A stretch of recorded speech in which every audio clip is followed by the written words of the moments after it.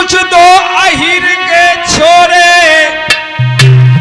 बलराम कृष्ण कहलाते हैं। कहने लगी हैं कि दो छोटे छोटे बालक हैं जिन्होंने तुम्हारे दामाद को मारा है।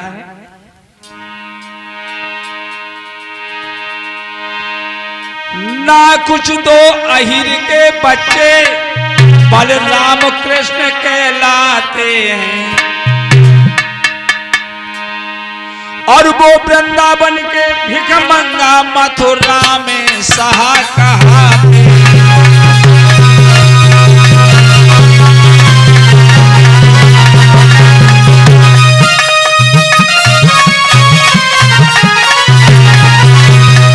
बोलिए गोविंद भगवान की। तो उसी समय कहा है कि दो बच्चा जो हैं वृंदावन के हैं कृष्ण बलराम, और वे मथुरा में शाह कह रहे हैं। भक्तों जब ये कहा है उसी समय जरासंध कहने लगा, मंत्री अब तुम एक बहुत बड़ी सेना तैयार करो, और जब जो है बलराम कन्हैया आधी रात में मथुरा में जब सो रहे होंगे उस समय उन पर धावा बोल दे। भक्तों उसी समय मंत्री ने कहा कि महाराज जोश में होश न गवाओ। एक बात याद रखो, जिसने कंस जैसे महावीर को मारा है वो कोई साधारण व्यक्ति नहीं है। और क्या बोला मंत्री, दो बच्चों की शक्ति कहां मथुरा राज्य विजय करने, और 6-7 वर्ष की उम्र में गोवर्धन अंगुली पैर की।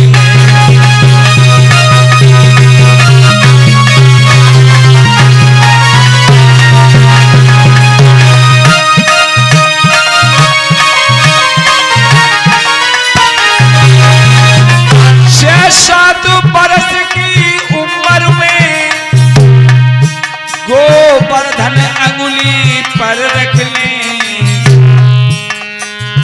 6-7 वर्ष की उम्र में गोवर्धन अंगुली पे रख ले।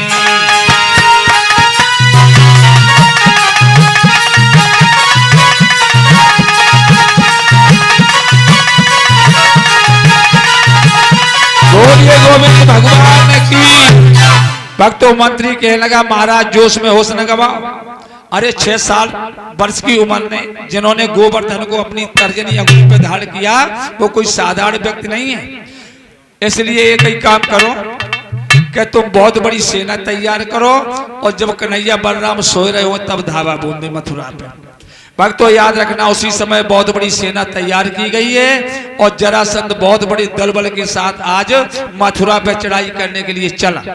और जैसे ही मथुरा में पहुंचा और जाकर के भगवान श्याम को उसने ललकारा, और भगवान कन्हैया को ललकारा तो श्याम और बलराम दोनों भैया आए। और जब सामने आ गए तो क्या बोलो जरासंध, चुपचाप जल्दी निकल जाओ, और कहूं सूरज की गर्मी से जो है ना तेरे कोमल तल ये पिघल जाएगा। भाई जरबे वाली बात है। कहीं भगवान को गुस्सा आ गई। भक्तों भगवान खड़े हो गए। भगवान बोले तुम चाहते क्या हमें जो बताओ, युद्ध करोगे? बोला हम तुमसे युद्ध करने के लिए आए हैं। भगवान कहने लगे तैयार हो जाओ। भक्तों इनमें युद्ध हुआ है, और जब युद्ध होता है तो देर ना है भाई। बलराम को हलमूसल और भगवान कन्हैया ने नेक देर में जब सारी सेना मार दी, और जब सारी सेना को मार के गिरा दिया और उसी समय जरासंध को पकड़ लिया। बलराम बोले बता भैया क्या करें, कि 2 टुकड़ा कर दे। भगवान बोले ऐसो न करो, अगर क्योंकि हर इंसान की हार प्यारी होती है। याद रखो ये हम तुमसे हार गया है तो फिर लड़ने को आए, और जब जब लड़बे को आए तो जितने राक्षस हैं ये ना अपने संग ले आए, और हम तुम यहीं बैठे बैठे सबको कलेऊ कतराए। हमें तुम्हें चल के राक्षस नहीं मानने पड़े। भक्तों याद रखना इस प्रकार से 17 बार, कितने 17 बार इसने जो है मथुरा पे हमला किया है, और प्रभु ने मार मार के जिसे भगा दिया।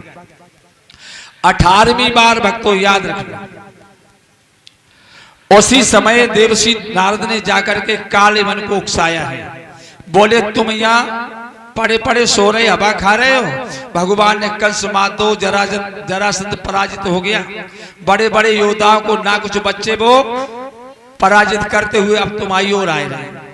काले मन बोला हम आई और, बोले हाँ। अब वो चक्कर में पड़ गया काले मन। काले मन सोच रहा है, बोला नारद से एक बात बताओ, वो है कैसा, उसका रूप रंग क्या है।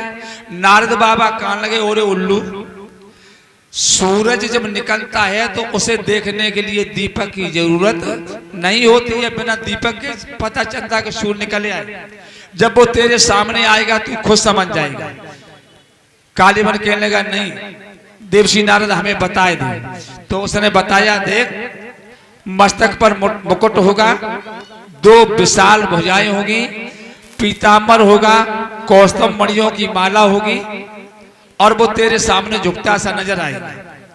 भक्तों ऐसा सब सुनने के बाद काले मन ने बहुत बड़ी सेना तैयार की और भक्तों तैयार करने के बाद कहां पहुंच गए, मथुरा।